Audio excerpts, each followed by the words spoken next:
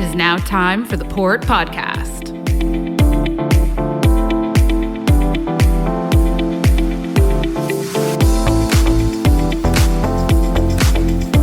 In 3, 2, 1, we are back. Welcome everybody to the Port Podcast. We have a special one for you.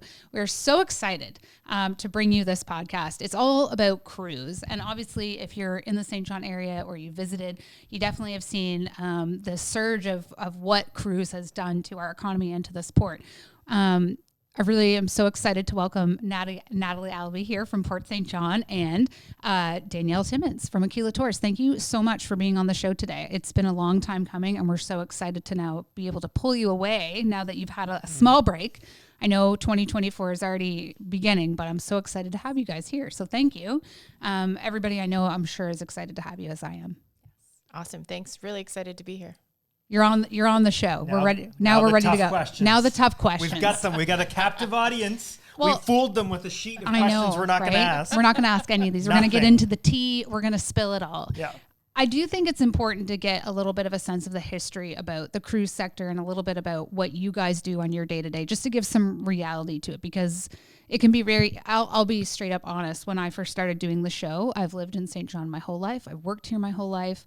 I think you know what you think you know, but you don't know what you don't know. And once you start asking questions about how things work, how they work logistically, if they're working well for other partners and stakeholders, that's where you see both growth, continuous improvement, and you see a lot of good things happen from a customer service perspective. And I think that that's why we're getting more people visiting St. John as an actual destination. So I'd like your thoughts on the history of the sector a little bit up to this point. So I think to start, and first of all, we're so excited to be here. My first podcast experience, so. And she's rocking it already. There we go. And she got here in advance of Shannon Blanchard, her colleague that does container goodness. development. That is a big deal. That's a big win for Natalie and a big call out to Shannon. All right, so a little bit of history of the cruise sector at Port St. John. A lot of people might not realize that we've actually had ships visiting the port since the fall of 1989. And our very first ship that came in that year was actually a storm diversion. So it's a really cool story of how the sector began. Because back in the late 80s, my predecessor, Betty McMillan, who a lot of people know, retired in 2020, but had worked for the port for over 3 decades. In the late 80s, she had been starting to, talk to the cruise lines, trying to start the sector, because she really believed in what we had to offer here in the Bay of Fundy region and as a city. And there was a hurricane that was headed for a direct hit to Bermuda, and there was a cruise ship leaving New York City. It was the Cunard Princess, and because of the hurricane, the ship had to get out of Dodge, and they thought of Betty, who had been trying to drum up the business, and they called the port a few days advance notice, and they said, "We'd like to divert. Can you accept us?" And Betty and the team at the time said, "Absolutely, this is our chance." And there was a call for volunteers, and the mayor came out, and they rolled out the red carpet. And a lot of people may not even remember this, but Water Street looked a lot different back in that time. Right, It was long, like old fish meal warehouses sheds, sheds at the time. And we rolled out the red carpet that day. It was September 10th, 1989, and just blew the socks off these people. And they didn't even probably pack socks because they thought they were going to Bermuda for a great cruise. Right. And we really wowed them, and they never forgot, how we treated them that day. And then we had booked cruise ships every year since for the last 36 years. So. And thank goodness for people like Betty, who are really all about relationships and really being a permeable force in the industry. Because without nurturing those contacts, that would have never happened. And who knows? I mean, from the safety perspective of it, I mean, she could have saved a lot of people that day. Exactly. And a huge shout out to Betty McMillan, who really paved the way for this industry, and not just St. John, but in Atlantic Canada, and really putting our larger itinerary that we're a part of, which is the Canada-New England cruise itinerary, really putting us on the map. She's a true legend in the industry. All the events that I go to now, following in her footsteps, every single person says, "How's Betty? How's she doing in retirement?" And she really built the fundamentals of all those important relationships. So we really owe her so much. We would have had her on, but we can't locate where she is in the world. She just travels. Where in the world is Betty McMillan? She lives in California from time to time. Yes. Betty's living a wonderful life. Sailed off into the sunset, and we're just so appreciative of the real strong foundation she set up for all of us. Well, I can see that it probably would have turned a lot of heads in a lot of different ways talking about that and bringing that type of business here. I know with a lot of people that are doing, big things, sometimes their ideas seem a bit delusional at times, but to see it really in full motion, it must be quite full circle for you. Absolutely. Absolutely. I mean, to think that we have over, 170,000 people that, choose to come on a cruise to this part of the world is just a testament to the cruise lines believing in us. And we as St. Johners, we believe in the product offering that we have, and folks like Aquila Tours have, great programming on cruise ship days and really show the highlights of the destination. So well, that's a great point. So almost as equal as the history of cruise ships coming to St. John, Aquila Tours has been a big fabric of the cruise industry, attracting new passengers and vessels here each year. Maybe share a little bit, Danielle, about your history. And, we talk a lot about economic impact, both on the cargo and cruise front. You're a major part of that over $70 million economic impact for Greater St. John. So maybe give a little history of your company and what you do here. Sure, absolutely. So Akila was founded in 1982. So we are based right here in St. John. We have been working in the tourism industry since the early 80s. We were involved with that very first ship in 1989, taking folks on tour. And it's really part of, Aquila now has kind of two sides to our business. So the first side is shore excursions in St. John. So we work with all of the cruise lines that visit St. John. Depending on the size of the ship, we take anywhere from 100 people to 2,000 people on tour when the ships come to visit us. The other side of our business is we now do training all over the world in cruise destinations. So we train tour guides, tour operators, frontline staff, destinations, ports all over the world. And we can do that because we have our living lab here.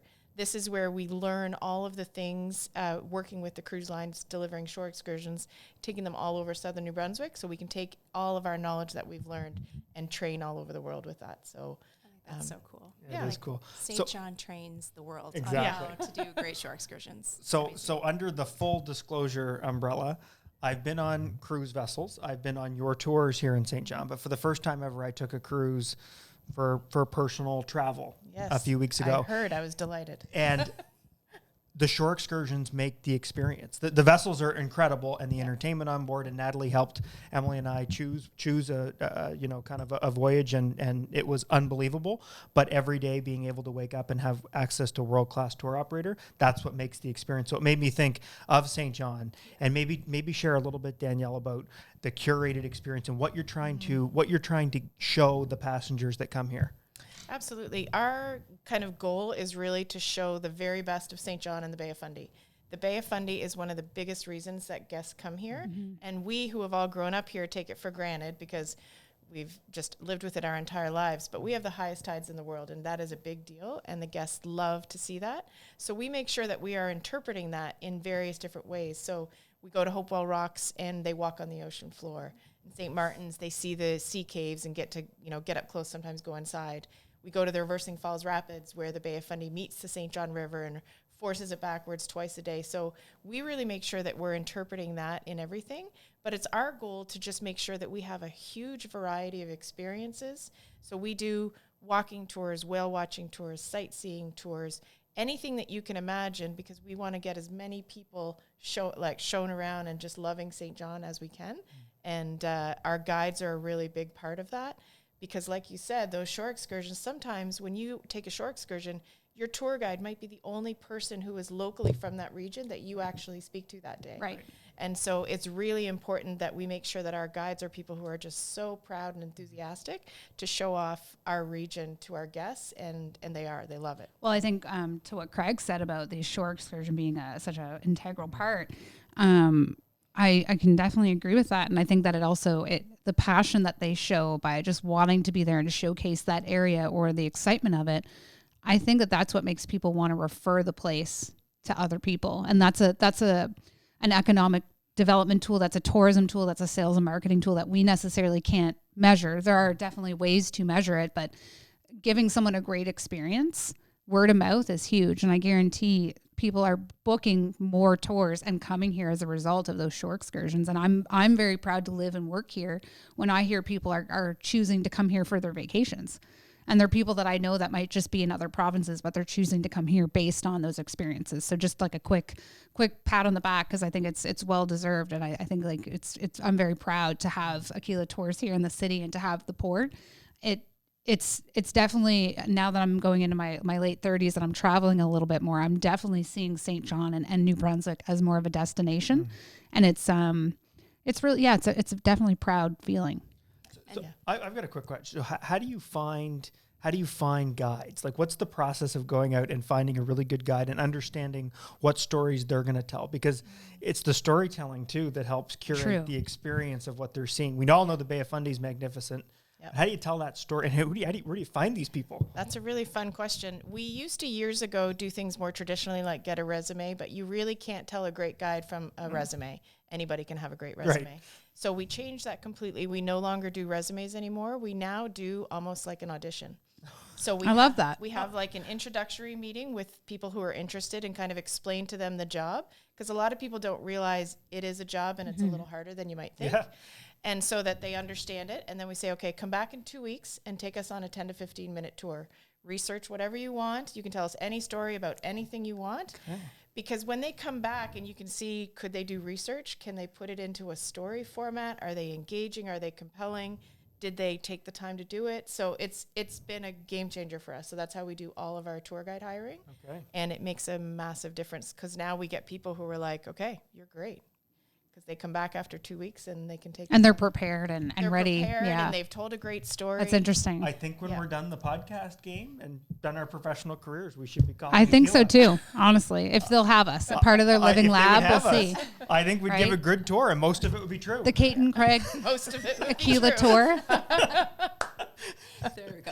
One thing about the shore excursions that we wanted to mention was just how important you guys are to those passenger satisfaction ratings. Oh, yeah. The business development component of having a great shore excursion provider here in the city.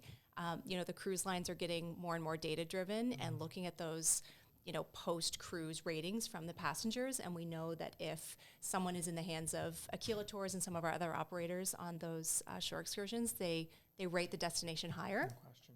So it's important to have great suppliers, and because the cruise lines are critical at looking at how people enjoyed their day, and they make future deployment decisions because of those ratings. So it's an important part of the puzzle. Yeah. Well, that's a great segue. So how did this season go, and what are both of your thoughts on kind of future demand for the Canada New England region, specifically St. John? Yeah, so we had a great year this year.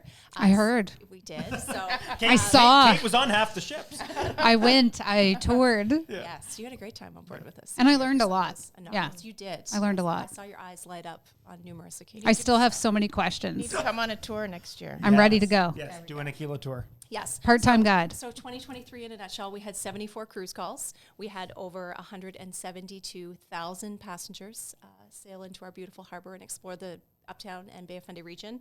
Over 71,000 crew members. So a lot of people don't think about the crew members, but they do get off the ship too, and they have dollars to spend, and they want to go and pick up amenities and get their haircut while they're here. Yep. And they have shore leave, they have time off too, so they're an important piece of the economic spending. What's notable about this year is we were up over 16.4% over last year, and I think that is that's remarkable. Huge. Coming out of our COVID pause where we didn't have cruise for 2 seasons. Last year we were thrilled with the season's results. It was a bit of an unknown how the season would end and land, and we were thrilled with those numbers. But to have 16% more than last year just means that we're really, really back. And this year felt very normal from start to finish. Right. There was still some unknowns and uncertainty last year, but it was really, really great. And we had, a record-breaking day on May the 30th with Royal Caribbean's Oasis of the Seas that sailed in, and she actually beat her passenger capacity when she came in last year in 2022. So May 30th, 2023 is now our largest single ship day in port history. She came in with over 5,900 people on board. So that's, for a lot of days or seasons in the past, that would have been similar to a double day. Really phenomenal. And I know you guys had some crazy numbers that day. It was our largest passenger day for one ship, because when there's 3 ships in, we would take more than that. But on that day, we took over 2,100 passengers on tour. 2,100 from one? Just from Aquila. Just from Aquila. Whoa. So I would have never guessed that. Yeah. I would have that's thought our biggest 200 day. would be a lot, to be honest. Oh my gosh. Did you have enough buses? Craig, would you have thought that? We had chartered 38 buses and trolleys. We had 77 team members working that day. It was a massive day for us. Normally for the big ships, we take anywhere from 1,000 to 1,500 people on tour. Wow. So 2,100 for us. I had no idea, That's a Danielle, lot. is that volume. Yeah, yeah. I mean, if I wasn't proud before, I'm definitely proud now, but I think I want to say it because I think it's important. I was somebody a couple of years ago that used to wonder, well, what is the real value of these cruise ships? It's great that they're here, but what are they doing for me? Well, they're actually doing quite a bit, and they're making sure that we have a lot of industries that wouldn't be here and they wouldn't flourish and they wouldn't bring in other entities, right? So when you talk about having 77 crew, like people employed, people touring, that's bus and trolley companies working, like it really is a bigger picture. And like you said, those people, they don't want to wear their same things that they're wearing or that they pack. They want to go up to the shops like in Pursuit and like just different shops all around town. And I think it's important to think of the bigger picture when we're thinking about these cruise ships coming to town or about tourism or about population growth. I think it's important to look at the bigger picture as a whole. So I really appreciate you guys bringing that to light because I didn't know. And I had no idea that it was that big. One of our key priorities is really to make sure that we are spreading the economic impact of cruise as far and wide as possible. Yeah. Because we want the entire region to benefit from cruise, not just Akila, not just the port. We Right. want it to go as far as possible. So we will work hard to make sure we are including things like paid admission to attractions or meals, all of those types of things so that other businesses in our area can benefit. We have a foodie tour that we do, a walking tour uptown, and they stop at 7 different places to sample things. So that's 7 different suppliers getting paid for that. We probably have 10 to 12,000 people have seafood chowder in St. Martin's. So we really make sure it's really important to us that we are spreading that economic love as far and wide as possible. The best seafood chowder in the world. It really To is. go just one thing on seafood, I have to say it. So in knowing that I was going to be doing the podcast, I started researching a lot of different things, right? And one of the things I thought was so cool was like the secret life of cruise. What really goes on behind closed doors? What are some of the realities of some of those people's jobs? What's it like being a captain and you know, engineering a giant ship, right? Like, what does that look like? And to me, one of the coolest things that I saw was when I saw provisions being loaded out with a transport truck, and they were going to St. Andrews to keep the food fresh while people were out on a tour. And I was watching them. The boat was down past tide level, so you couldn't really see it, but they were literally taking it off of the cruise ship, putting it onto a transport truck so that it would be as fresh as it could possibly be for when those people arrived. I would have never expected that level of premier service or that level of nurturing other ecosystems, whether it be with trucking companies, whether it be with other organizations.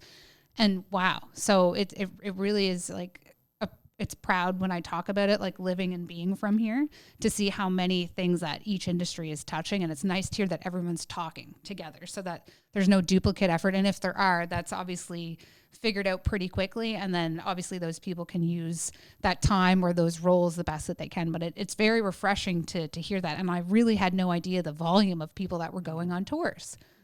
So are you guys looking for a lot of guides? Because that seems like a big number. Back to that. Well, it seems like a big number to me. Yeah, we recruit new guides every year because a lot of our guides are retired professionals. So we have a lot of retired teachers and a lot of folks who may be retired in their 50s but aren't ready to stop working. Yeah.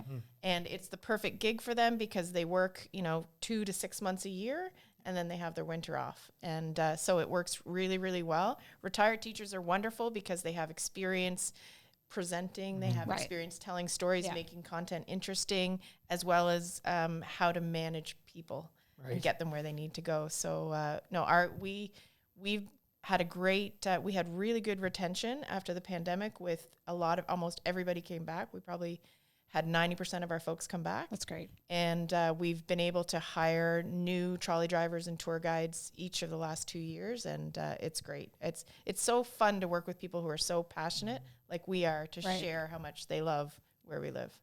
So I've got a comment and then a question. Kate's mentioned a lot about kind of the things that were unknown to her entering into the space. Well, there's something that I've worked here for 12 years, but didn't really appreciate until earlier this year when I was able to join both of you at Sea Trade. the Canada New England program is one cohesive unit. And I had heard it for years that we're part of this very important Canada New England program as the greater St. John product, both Aquila and the Port of St. John.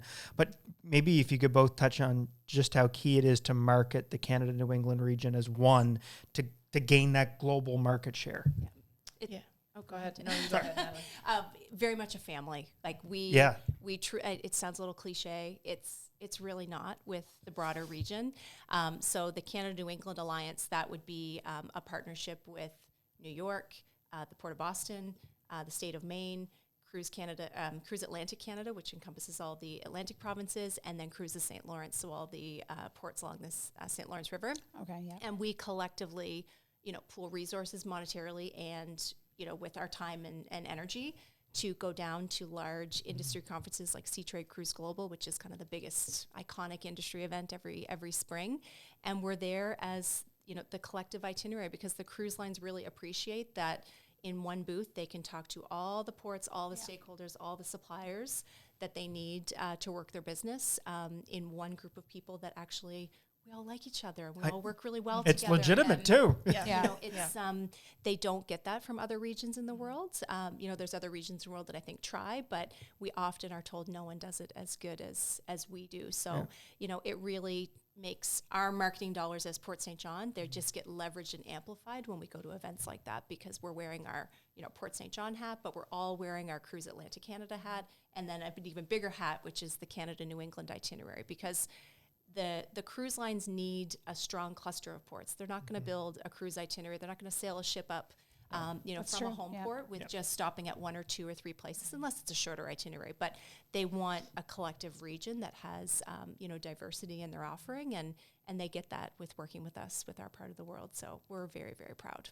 And good people is such an integral part of it too, because I can say just from my experience watching you go aboard ships and doing plaque ceremonies and things and I think I've seen it both when I was here for Port Day, seeing other people in different parts of the industry, all very proud, passionate people that are all excited to see each other thrive.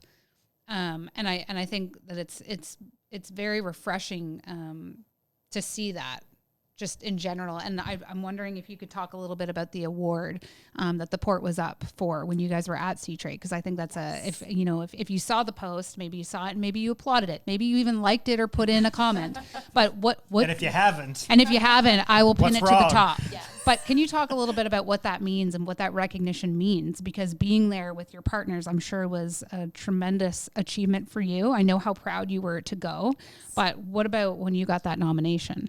So we were really, really proud. Late this summer, we received word that we had been nominated as one of the top 3 finalists for Port of the Year at the Sea Trade Cruise Awards, which took place in Hamburg, Germany in September. So this is an international platform to be recognized on, and we were honored, but it also was a really nice feather in our cap, because we knew we had worked so hard during the pandemic with some really key projects that amplified our passenger experience and were for the betterment of the industry. Things like, Area 506, the Waterfront Container Village, our new crew lounge, our new welcome crew that we have on cruise ship days.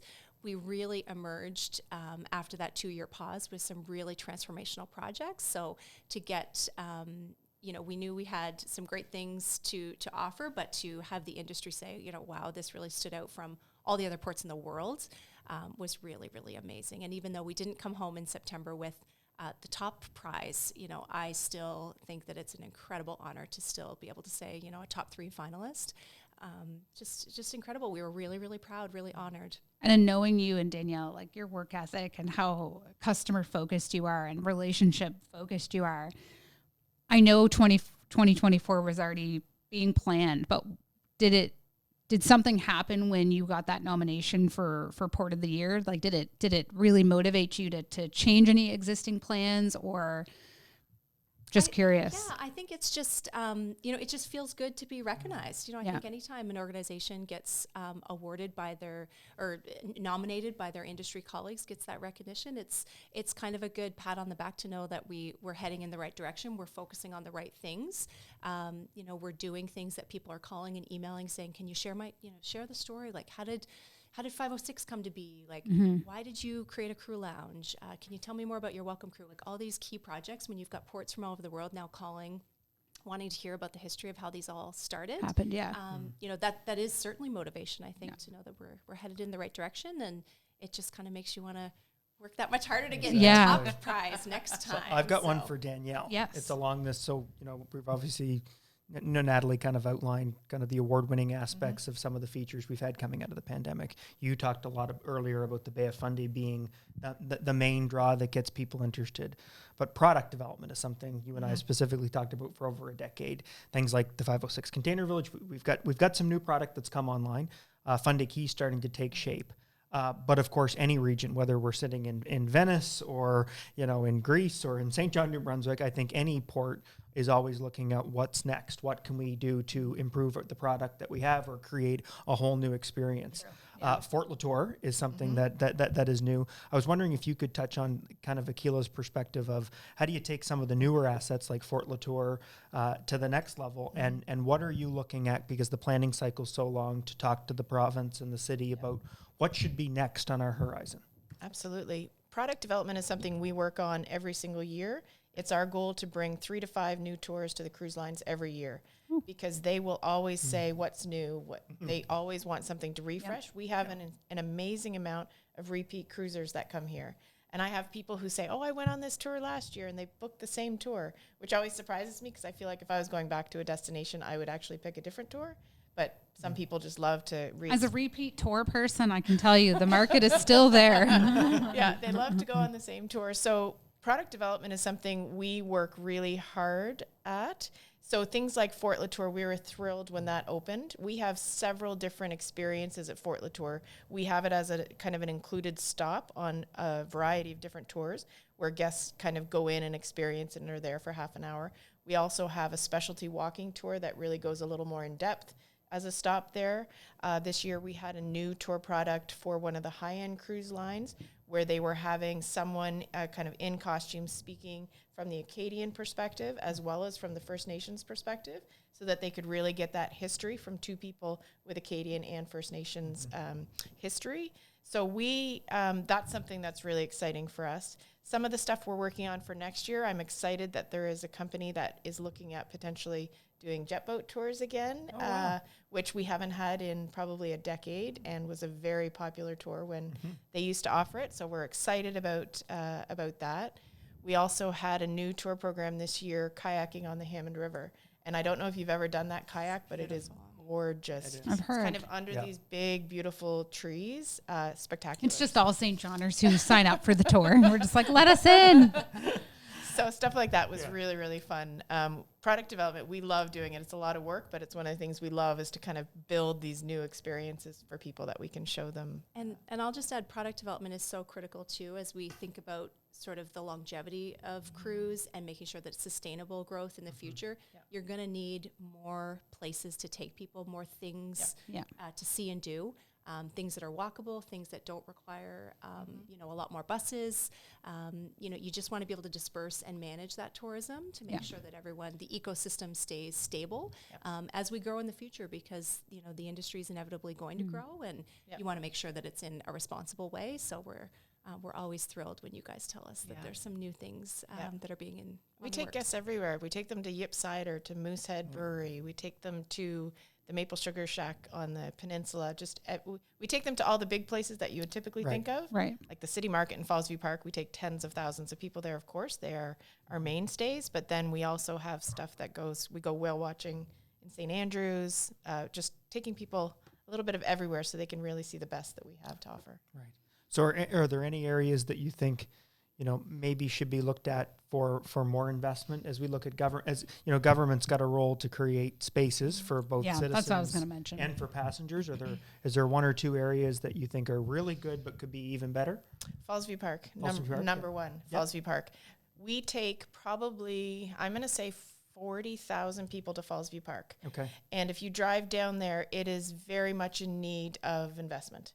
It's one of those things that as locals, we don't really go there very much. It's not something it's not something I hadn't been there in years until I came back to Akila.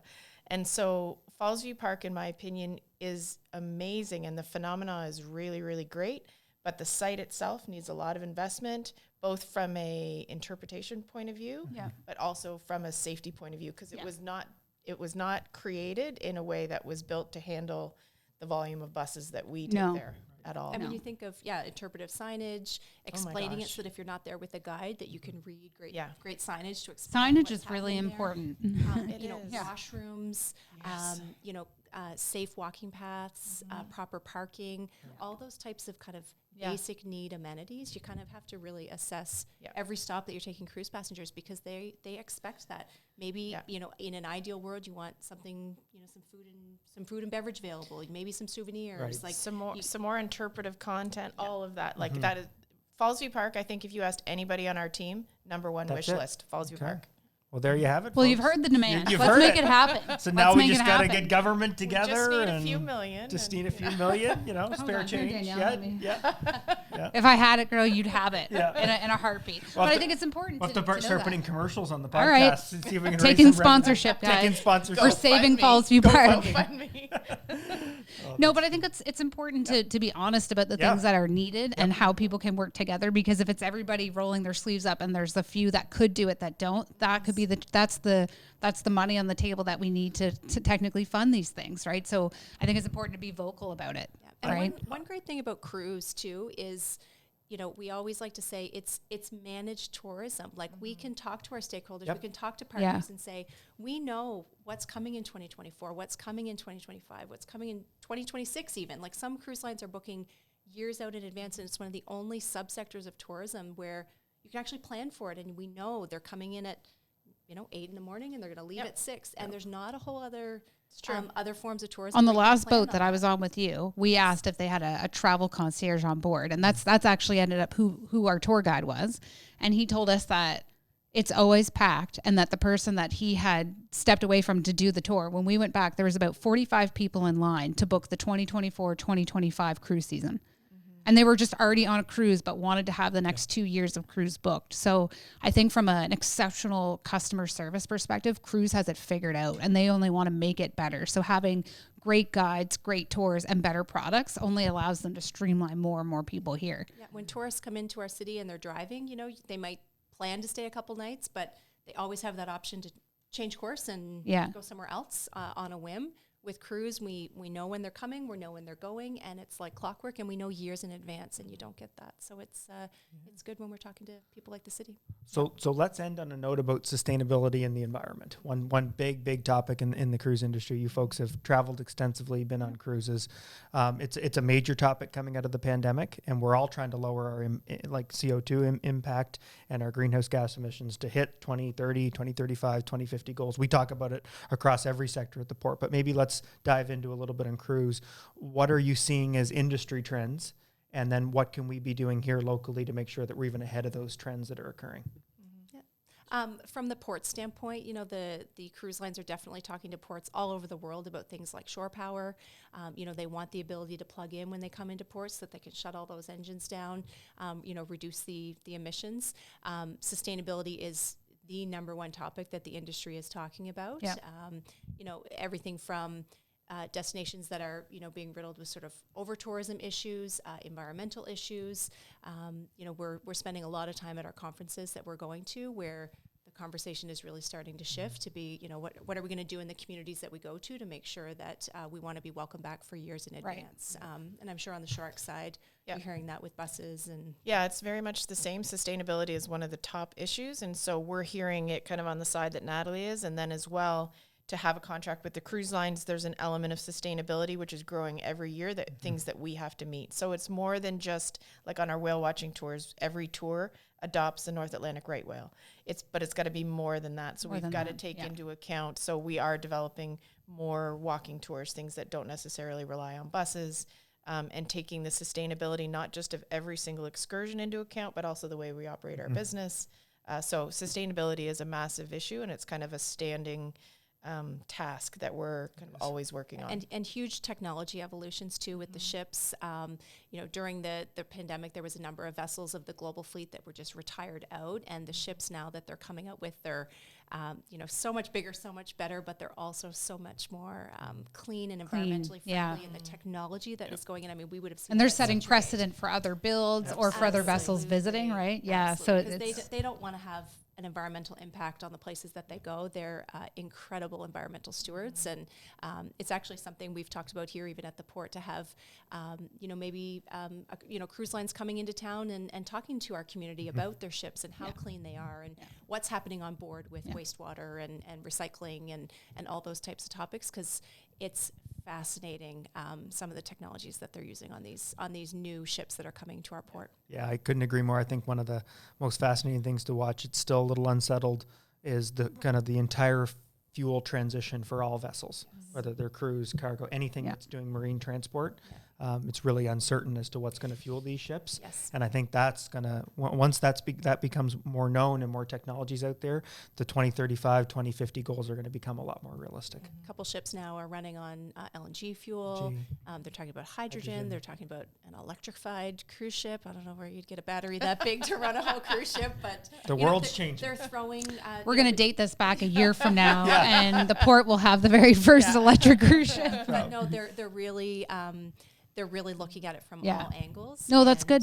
And it just shows that there's a level of motivation and inspiration to make change. So there's you've got the present state, things are working, but let's see what the future could hold with it, right? So no, thank you guys so much for joining us today and letting us really giving us a bigger sense of what's happening on the acquisition of those tours, how we're getting 172,000 people to come to St. John. That's huge. I think if you don't know these things, it's a great way understanding the metrics, the amount of people that are coming in, what they're spending. It's definitely made me more proud, and it's just asking a few questions that got me those answers and being a bit more involved. So, well, and the most important part of the podcast, though, is future Aquila tour guides. Right. So don't forget. Watch out for the link. As you pass the audition. We're going to put out a vote. Was this not the audition? We're ready to go. I thought this was the audition. We're ready to go. Kate and Craig Tour 101. I've been duped. You guys should do it should be like a pair up. Oh yeah. I think it'd be We're doing hilarious. this together. Okay. It'd be hilarious. Yeah. That sounds fun. So good. There you Casual go. Kate and Craig out on a walking tour. I'll pay. Yeah, and like I said, most of it'll be true.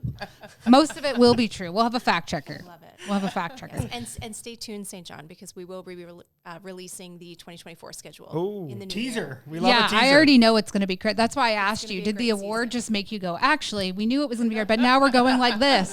The future's bright for cruise, for Okay. sure, for St. John.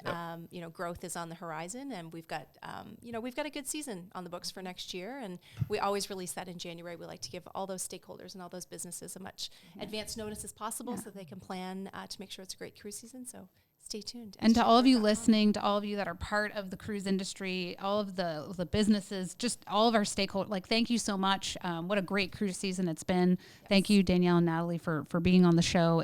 We've been so excited to have you on and actually talk about it. I'm actually glad that we got it at the end of cruise season, so I actually know how you're feeling, and you guys look jazzed. You guys look stoked. When's the next one coming in? Caught up on her sleep. Ready to go again. Right? Well, thank you guys all so much, and we'll see you for the next episode. See ya.